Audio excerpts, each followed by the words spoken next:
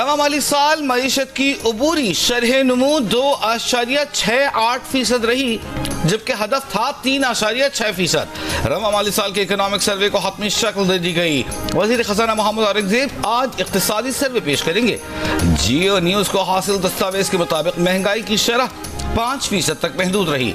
रवा माली साल फीकस सालाना आमदन $1,680 से बढ़कर $1,824 हो गई।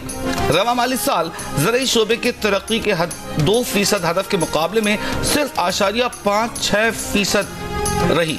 अहम फसलों की ग्रोथ मनफी 13.49% रही। कॉटन जिनिंग की ग्रोथ भी मनफी 19% रही। तामीरात के शोबे की शरह नमू 6.61% रही, जबकि ग्रोथ का हदफ था 5.5%।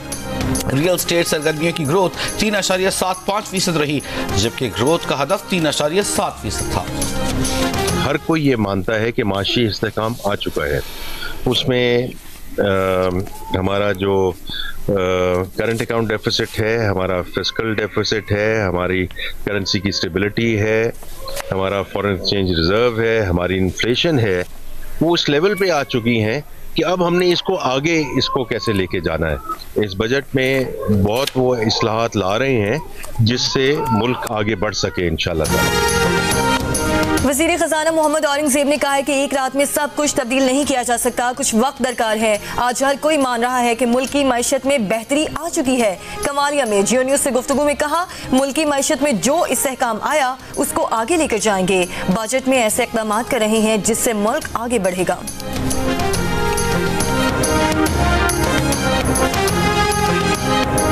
वफाकी बजट 10 जून को कौमी असम्बली में पेश किया जाएगा। स्पीकर कौमी असम्बली ने कौमी असम्बली के शेड्यूल की मंजूरी दे दी। 11 और 12 जून को कौमी असम्बली का इजलास नहीं होगा। 13 जून को कौमी असम्बली में वफाकी बजट पर बहस का आगाज होगा। बहस 21 जून को समेटी जाएगी। 26 जून को फाइनेंस बिल की कौमी असम्बली से मंजूरी होगी।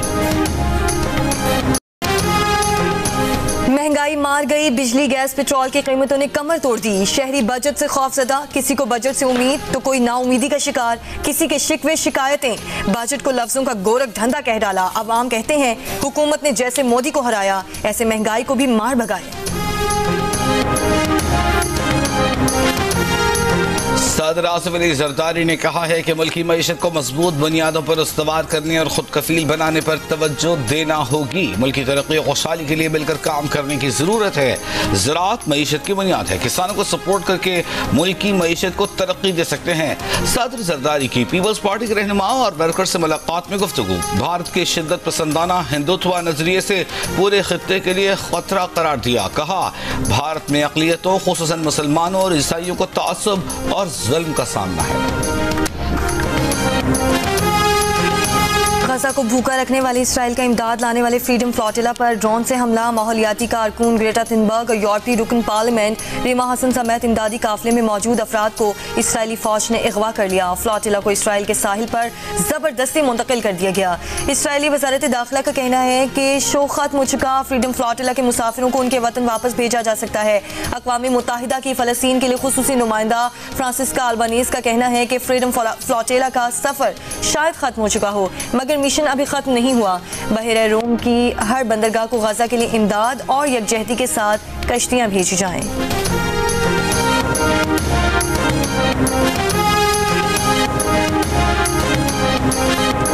कैलिफोर्निया में मुजाहिदे कंट्रोल करने के लिए सदर ट्रंप के नेशनल गार्ड भेजने पर सूरत हाल मजीद कशीदा।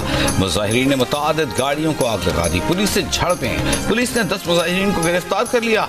मुजाहिरों के दौरान लूटमार के भी वाक़यात रिपोर्ट। लॉस एंजलिस शहर के मरकजी इलाके में लोगों के जमा होने पर पाबंदी।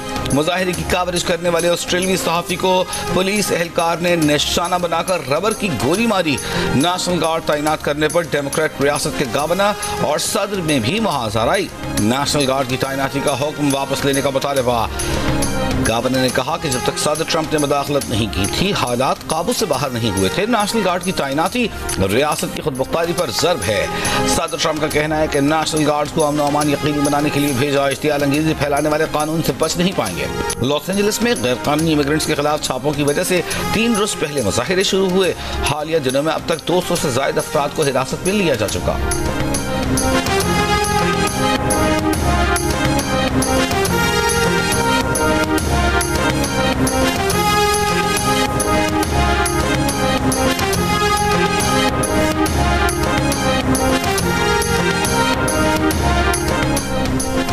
रावलपिंडी के इलाके दरकाली सैयदा में मुल्जिमान के घर में घुसकर सोए हुए अफराद पर फायरिंग, वालिद और 2 बेटे जाँ बहक, लाशें पोस्टमार्टम के लिए अस्पताल मुंतकिल। पुलिस ने 2 मुश्तबा अफराद को तहवील में ले लिया, मजीद तफ्तीश जारी। CPO रावलपिंडी ने SP सादर से रिपोर्ट तलब कर ली, मुल्जिमान की गिरफ्तारी का हुक्म।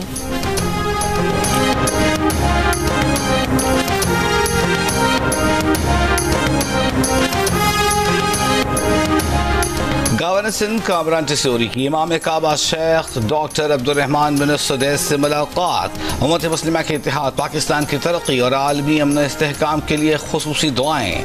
शेख डॉक्टर अब्दुर्रहमान बिन सुदैस ने गवर्नर सिंध को कुरान मजीद का मुक़द्दस नुस्खा बतौर हदिया पेश किया। बरतानवी हुक्काम को भारतीय हथकंडों की तफसील से आगाह करेंगे। पाकिस्तान के आला सतह के वफ्द की रुकन सेनेटर शेरी रहमान की लंदन में मीडिया से गुफ्तगू। कहा, भारतीय वफ्द का एजेंडा किसी को समझ नहीं आया। भारतीय वफ्द पाकिस्तान के खिलाफ बयान लेने आया था जिसमें नाकामी हुई। बताया कि 3 रोज के दौरान बिलावल भुट्टो बरतानवी थिंक टैंक और मीडिया से गुफ्तगू करेंगे।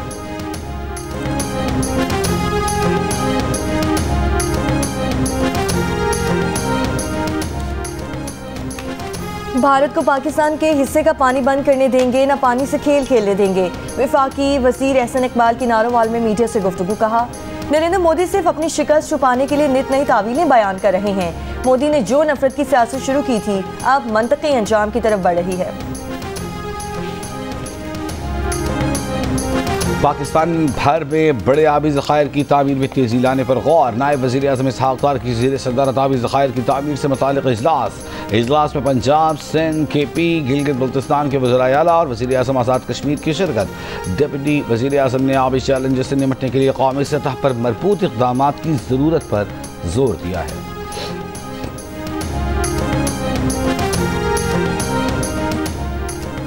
वज़ीर आज़म शहबाज शरीफ का आलमी इस्लामी रहनुमाओं को टेलीफोन, ईद की मुबारकबाद दी। तुर्की के सदर रजब तैयब एर्दोगान से टेलीफोनिक गुफ्तगू में दोनों मुल्कों की बुनियादी मुफादात पर एक दूसरे की गैर मुतसलसल हिमायत का यादा।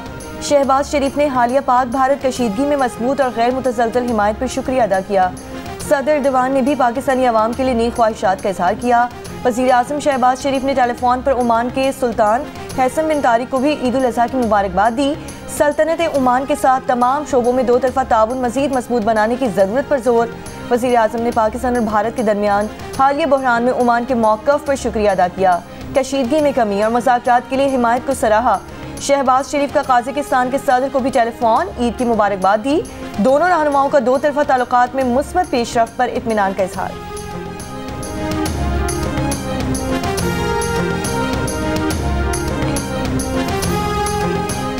वज़ीर इत्तलाआत अता तारड़ का कहना है कि वज़ीर आज़म शहबाज शरीफ के दोस्त ममालिक के सरबराहों से राबिते हुए पाक भारत कशीदगी में दोस्त ममालिक ने पाकिस्तान का भरपूर साथ दिया। वज़ीर आज़म शहबाज शरीफ और फील्ड मार्शल सैयद आसिम मुनीर की क़यादत में अजीम कामयाबी मिली। वज़ीर इत्तलाआत ने कहा कि वज़ीर आज़म शहबाज शरीफ का दौरा सऊदी अरब कामयाब रहा।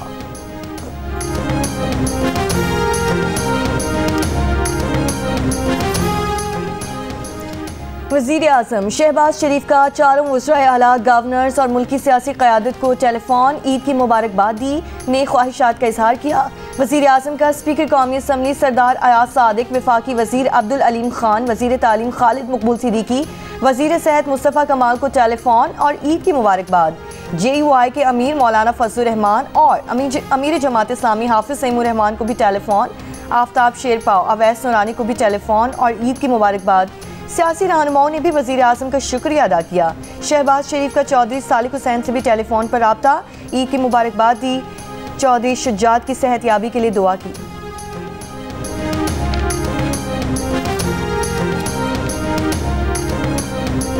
वज़ीर दाखिला मोहसिन नकवी को बहरीन के वज़ीर दाखिला लेफ्टिनेंट जनरल राशिद बिन अब्दुल्ला अल खलीफा का टेलीफोन, ईद उल अज़हा की मुबारकबाद दी। मोहसिन नकवी और पाकिस्तानी अवाम के लिए नई ख्वाहिशात का इजहार। मोहसिन नकवी का बहरीन के साथ ताल्लुकात मज़ीद मुस्तहकम बनाने के आज़म का इरादा।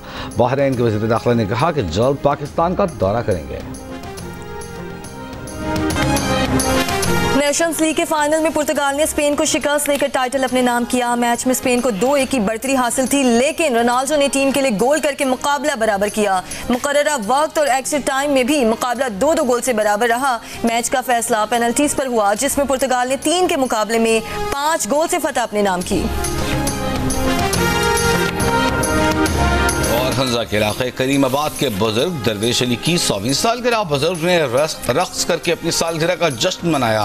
अहले खाना और गांव के लोगों की शिरकत।